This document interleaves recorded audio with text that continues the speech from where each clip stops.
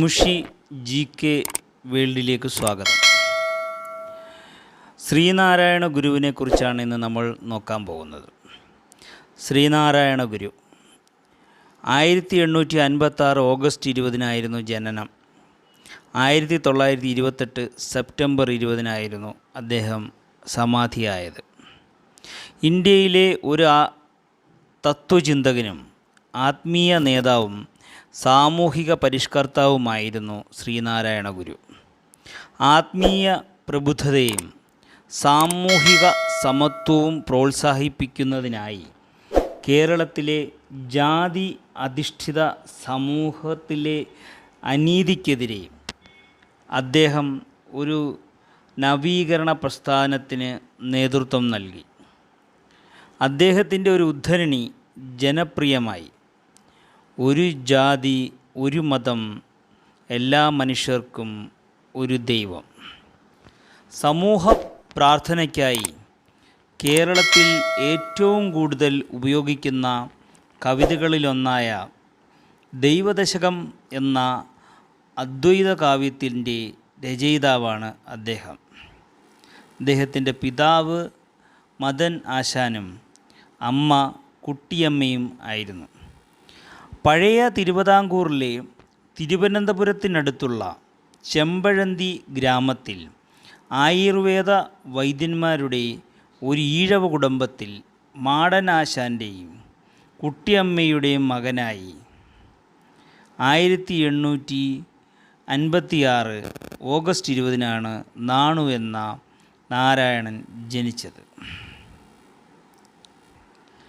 സംസ്കൃത വായന ആയുർവേദ കൃതികളിൽ ഒരുക്കിയ മറ്റീഴവരിൽ നിന്നും വ്യത്യസ്തമായി. നാരായണ ഗുരു മതഗ്രന്ഥങ്ങളും പഠിച്ചു. ചെമ്പഴന്തി മൂത്തപിള്ളയുടെ കീഴിൽ ഗുരുകുല രീതിയിലായിരുന്നു അദ്ദേഹത്തിൻ്റെ പ്രാഥമിക വിദ്യാഭ്യാസം. അക്കാലത്ത് അദ്ദേഹത്തിന് 15 വയസ്സുള്ളപ്പോൾ അമ്മ മരിച്ചു. 21-ാം വയസ്സിൽ അദ്ദേഹം മധ്യ തിരുവിതാംകൂറിൽ പോയി. തന്നെ പഠിപ്പിച്ചിരുന്ന സംസ്കൃത പണ്ഡിതനായ രാമൻപിള്ള ആശാനിൽ നിന്ന് പഠിക്കാനായിട്ടാണ് പോയത്. വേദങ്ങളും ഉപനിഷത്തുകളും സംസ്കൃതത്തിൻ്റെ സാഹിത്യവും യുക്തിസഹജമായ വാചോടപവും ഒരു വർഷത്തിന് ശേഷം അദ്ദേഹം കാളിയമ്മയെ വിവാഹം കഴിച്ചു. എന്നാൽ ഒരു സാമൂഹിക പരിഷ്കർത്താവായി തൻ്റെ പൊതുജീവിതം ആരംഭിക്കുന്നതിനായി വിവാഹത്തിൽ നിന്നും സ്വയം വിട്ടുനിന്നു. 1881 തൻ്റെ പിതാവ് ഗുരുതരാവസ്ഥയിലായപ്പോൾ അദ്ദേഹം തൻ്റെ ഗ്രാമത്തിലേക്ക് മടങ്ങി ഒരു ഗ്രാമീണ വിദ്യാലയം ആരംഭിച്ചു. അവിടെ അദ്ദേഹം പ്രാദേശികമായി കുട്ടികളെ പഠിപ്പിച്ചു. അത് അദ്ദേഹത്തിന് നാണു ആശാൻ എന്ന പേര് നേടിക്കൊടുത്തു. വീട് വിട്ട് അദ്ദേഹം കേരളത്തിലും തമിഴ്നാട്ടിലും സഞ്ചരിച്ചു. ഈ സാമൂഹ്യ യാത്രകളിൽ അദ്ദേഹം ഒരു സാമൂഹിക മതപരിഷ്കർത്താവായ ചട്ടമ്പി സ്വാമികളെ കണ്ടുമുട്ടി.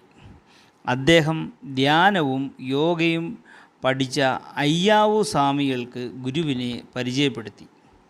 പിന്നീട് മരുത്വാമലയിലെ പിള്ളത്തടം ഗുഹയിൽ എത്തുന്നതുവരെ അദ്ദേഹം അലഞ്ഞുതിരിഞ്ഞ് തുടർന്നു. അവിടെ അദ്ദേഹം ഒരു ആശ്രമം സ്ഥാപിക്കുകയും അത് 8 വർഷശേഷം ധ്യാനം പരിശീലിക്കുന്നതിന് വേണ്ടി ചെയ്തു. 1888 അരുവിപ്പുറം സന്ദർശിച്ച അദ്ദേഹം നെയ്യാർ നദിക്കടുത്തുള്ള ഒരു ഗുഹയിൽ ധ്യാനനിരതനായി സമയം ചെലവഴിച്ചു.